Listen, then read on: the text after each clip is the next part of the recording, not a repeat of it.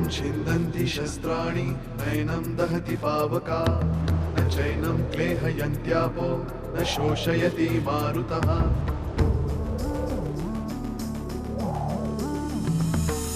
दिवसामागुन रात्र धावते सकाळ संध्याकाळ सूत्रधार जो या साऱ्याचा नामतयाचे काय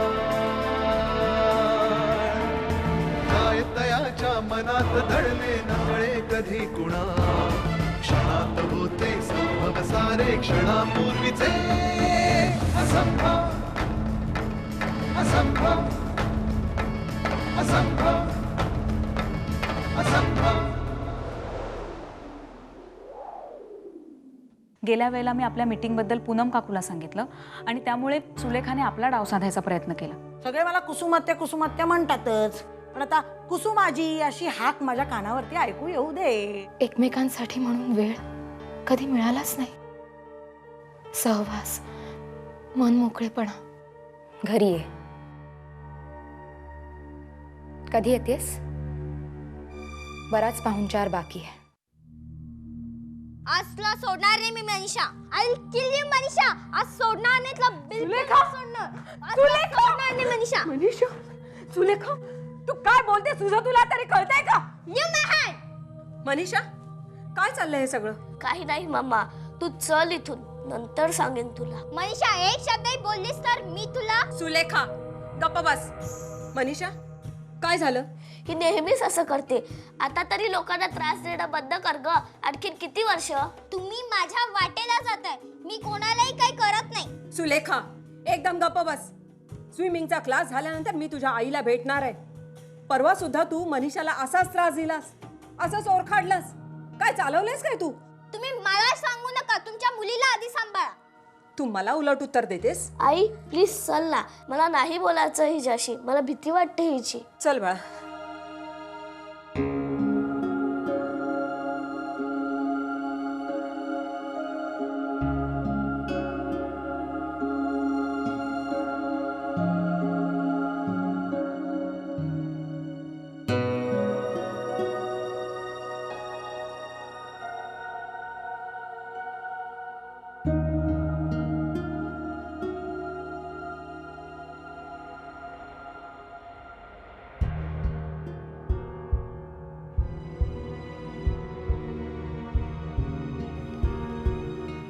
मनीषाची आई, आत्ता तुमच्या मनात काय चाललंय याची मला पूर्ण कल्पना आहे। जिची मुलगी तुमच्या मुलीच्या मृत्यूला कारणीभूत ठरली, तिच्याशी काय बोलायचं? आणि मनीषाची आठवण पण स्वस्थ बसू देत नाही, बरोबर? कितीही झालं तरी मनीषाच्या आठवणी डोळ्यासमोरून जात नाही। खरंय, आठवणींमुळे डोळ्यात अश्रू येतात, पण त्या अश्रूंमध्ये आठवणी वाहून जात नाहीत, याचंच दुःख होतं कधी कधी। मनीषाची आई, आज जवळजवळ 10-15 वर्षांनी आपण एकमेकांना पाहतो आहोत, पण खरं सांगू, माझ्या डोळ्यासमोर तीच मनीषाची आई आहे, जी सारखे मनीषाच्या यशाचं कौतुक करत असायची। एक मनीषा आणि तिचं यश एवढं सोडलं तर बोलण्यासारखं होतंच का माझ्याकडे?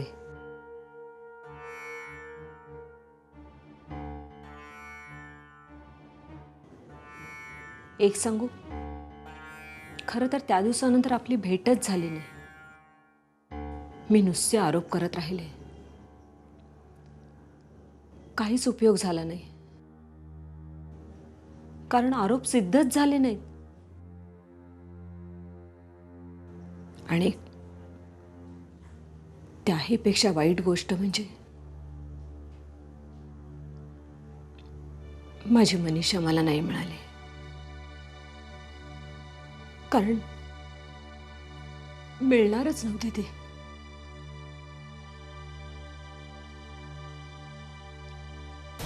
पण आज तुमच्याशी बोलून सारखं मला असं वाटतंय की सुलेखा तुमची मुलगी आहे.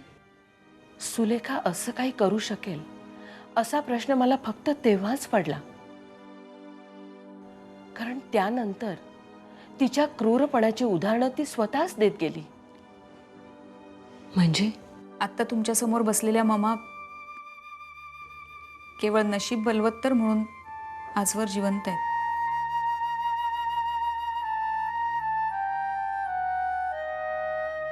आपण जन्म दिलेल्या मुलीमुळे मी मृत्यूला स्पर्श करून आले. काय सांगताय काय? आई आहे मी तिची. कशी तक्रार करू मी? दोष तरी कुणाला देऊ? सुलेखाला? तिच्यावर संस्कार करायला मी कमी पडले म्हणून मला? की हे सगळं घडवणारी नियती आहे तिला? ममा वाचल्या, पण सुलेखाचे जिजू म्हणजे माझा बाळकाका, माझा भाऊ निखिल, मैत्रीण क्षिप्रा हे नशीबवान नव्हते. म्हणजे सुलेखाने इतक्या सगळ्या जणांना? याच प्रश्नाभोवतीत आम्ही सगळे फिरतोय. आज यांच्यापैकी कोणीच या जगात नाहीये आणि त्यांचे पुरावे सुद्धा. आणि आजची ही भेट मी एवढ्यासाठी घडवून आणली की आता तुम्हा दोघींमध्ये कुठलाही गैरसमज नको. तुम्ही दोघेही जणी एकमेकींच्या सतत संपर्कात राहा. सुलेखा विषयीची कुठलीही माहिती ही कशा प्रकारे आपल्या कामी येईल काहीच सांगता येणार नाही. आणि एखादी छोटीशी घटना सुद्धा एखाद्या महत्त्वाच्या पुराव्यापर्यंत आपल्याला घेऊन जाईल.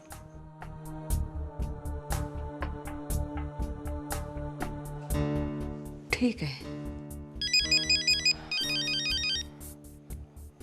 अरेच्छा, सुलेखाचा फोन आहे. अगं तिला कळलं तर नाही ना आपण इथे? मम्मा नाही कळणार तिला. तुम्ही घेऊ नका फोन. अगं पण तिने कशासाठी फोन केलाय? कळेल आपल्याला. तुम्ही घेऊ नका फोन. मी माहिती काढते ती कुठे आहे. कशी? 2 मिनिटं थांबा. तुम्ही घेऊ नका फोन, मी आलीच.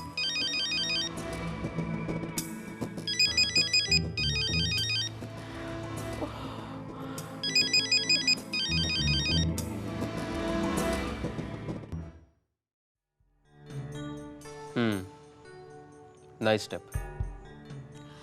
आता यापुढची प्रत्येक स्टेप मी तिच्या 5 पावलांचा विचार करून घेणार आहे. तुला माहिती आहे, आमची मीटिंग संपता संपता सुलेखाचा ममानासारखा फोन येत होता. आम्हाला वाटलं तिला कळलं की काय. तरी तुम्हाला काही धोका नव्हता, तुला कसं माहित? कारण सेफर साइड म्हणून मी सुलेखावर लक्ष ठेवून होतो. स्वप्नील, ए प्रिया, आता थँक्यू वगैरे फॉर्मॅलिटीज नको हा. Please. Please. Sorry. Sorry? A come on Priya. हे बघ, आणलंस? काही आठवलं तुला? आणि ती पानं मिळाली? काय रे? नाही. तू ना नीट कुठेतरी ठेवली असशील, आठवून बघ. कारण क्षिप्राच्या वस्तू तू अशा इथे तिथे फेकणार नाहीस ना? अगं नाही मिळाली प्रिया. शोधलीच नसशील, खात्री आहे मला. तुम्ही सगळे मुलं ना, आता जाऊन तू शोधशील. Stop it Priya.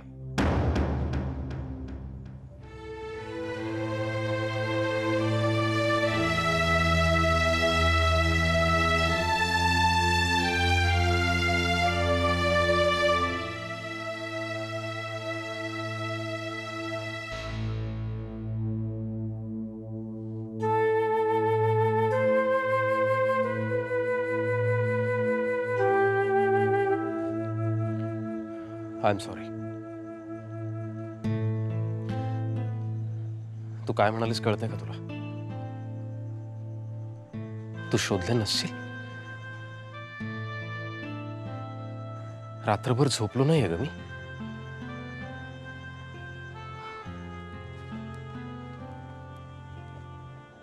तुझ्याकडून ते चित्र घेऊन गेलो आणि त्या सगळ्या गोष्टी मला आठवल्या, ज्यात मी ऍक्टिव्हली क्षिप्राची मदत केली असती ना, तर ती आज आपल्यात असती.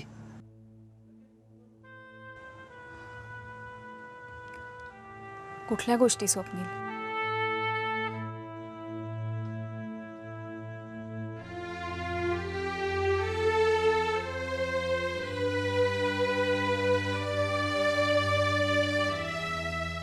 मला आठवतंय, ती कायम त्या मूर्तीविषयी मला काही ना काहीतरी सांगत असायची. पण मी एकदाही तिचं ऐकूनच नाही घेतलं.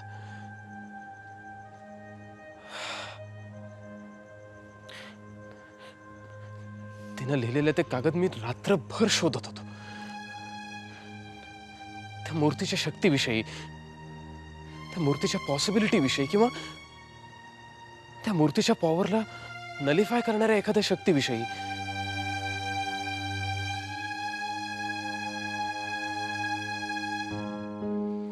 प्रिया, मी तेव्हा असं का वागलो मला नाही कळलं, पण आता कळतंय. वेळीत जर योग्य पावलं उचलली असती तर. स्वप्नील, वेळ गेली असं का वाटतंय तुला? तुला माहितीये ना आजोबा काय म्हणतात? प्रत्येक गोष्टीची एक वेळ, काळ असतो आणि त्यानुसारच आपण वागत असतो. हे चित्र तू पाहिलंस आणि तुला हे सगळं सुचलं. आणखी काही गोष्टी तुला आठवतील.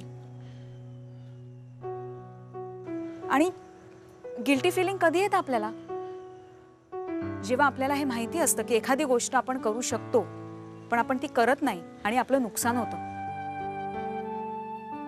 क्षिप्राला तेव्हा जे सांगायचं होतं ते तुला आत्ता कळतंय. उशिरा का होईना पण कळतंय, हे महत्वाचं आहे. आणि राहिला गिल्टचा प्रश्न, ते कधीही काढून टाकता येईल. क्षिप्राने लिहिलेले कागद आपल्याला मिळाले की उत्तरं मिळतील. त्यासाठी फक्त डोक्याला ताण देण्याची गरज आहे. मग सगळ्या प्रश्नांची उत्तरं आठवणीच देतील, ज्या क्षिप्राच्या आहेत.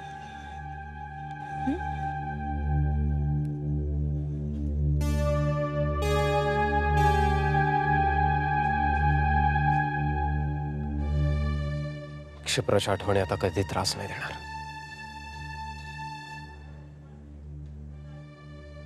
त्या सगळ्या प्रश्नांची उत्तरं देतील.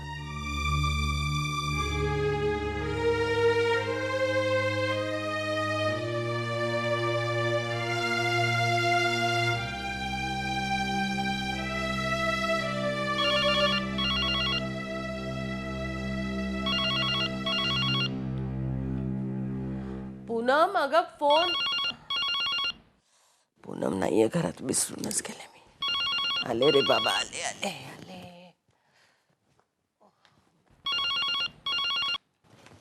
हॅलो पूनम, अगं तू घरात नाहीयेस, लक्षातच नाही माझ्या.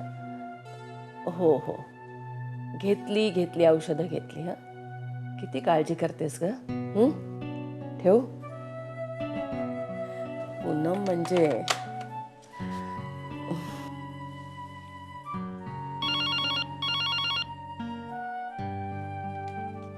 हॅलो पूनम, आता काय? हो, सगळं फ्रीजमध्ये ठेवलं. नाही झालं ना, प्रियाबरोबर माझं बोलणं झालं. ती म्हणाली की हॅलो हॅलो, कट झाला वाटतं. कर बाई आता लवकर.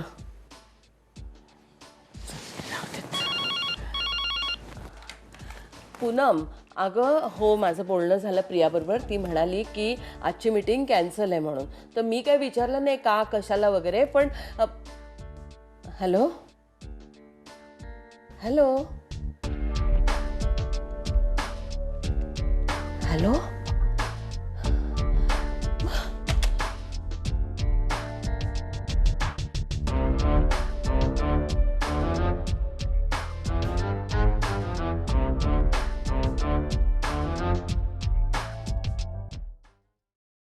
शुभ्रा, ए शुभ्रा, बाहेर गेली आहे का ती?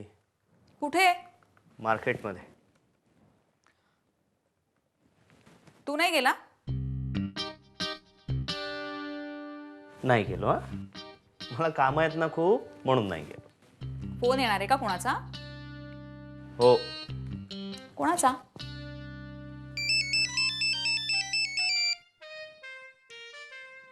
हा बोल. आत्ता पण अजून काम संपलं नाहीये माझं. कुठे? पण आत्ता बरं, मग पुढे? नाही, मी एक काम करतो. मी okay okay okay okay okay okay.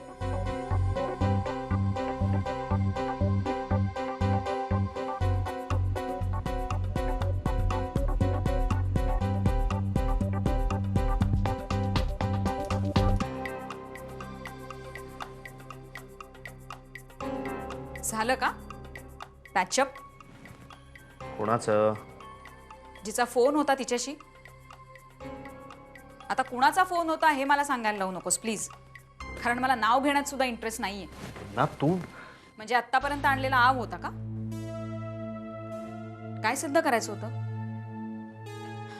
का विश्वास मिळवण्यासाठी? ना तू अशी असशील असं वाटलं नव्हतं मला.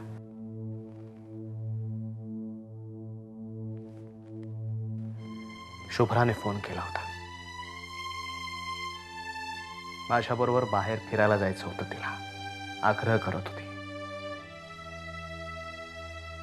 मलाच कामं होती म्हणून जाणं शक्य नव्हतं, इतकंच.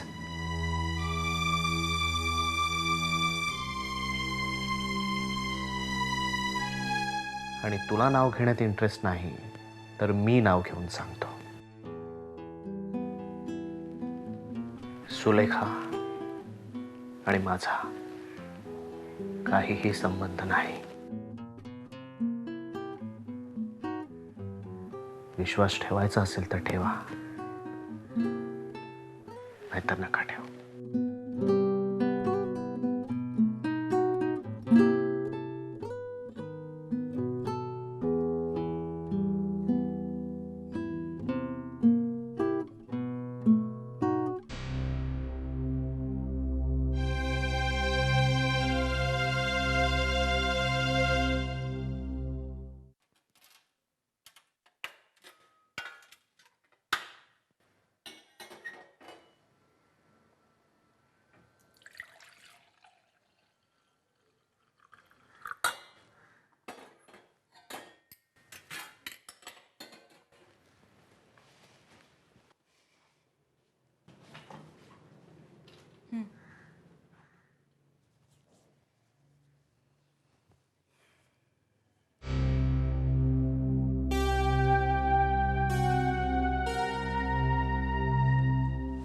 बोल बोल बाहुली. आजोबा, वाजलं दादाशी. छान. छान काय, मला गिल्टी वाटतंय. संशय घेतलास ना पुन्हा आदिनाथावर? आजोबा, तुम्हाला कसं कळलं? असंच असतं बाहुली. एखाद्या माणसाविषयी आपण जर शंका घेतली ना तर पहिल्यांदा आपल्या मनात वाईटच विचार येतात. आजोबा, पण मी काय करू सांगा ना तुम्हीच. माझ्या जवळच्या माणसांनी माझ्यापासून गोष्टी लपवलेल्या मला सहन होत नाहीत. बाहुली, एखाद्याने आपल्याला एखादी गोष्ट सांगितली नाही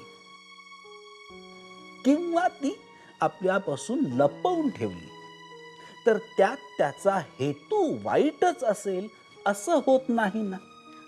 आजोबा, एखाद्याला अंधारात ठेवणं हे चांगलं कसं असू शकतं? का असू शकत नाही? त्यामागे तितकंच सशक्त कारण असलं की झालं. समज बाहुली, तू एक डॉक्टर आहेस आणि एखादा पेशंट येत्या काही दिवसात मरणार आहे, त्याचा मृत्यू अटळ आहे हे तुला माहीत आहे, तर तू त्याला सांगशील का की बाबा रे, येत्या 3 दिवसात तू मरणार आहेस?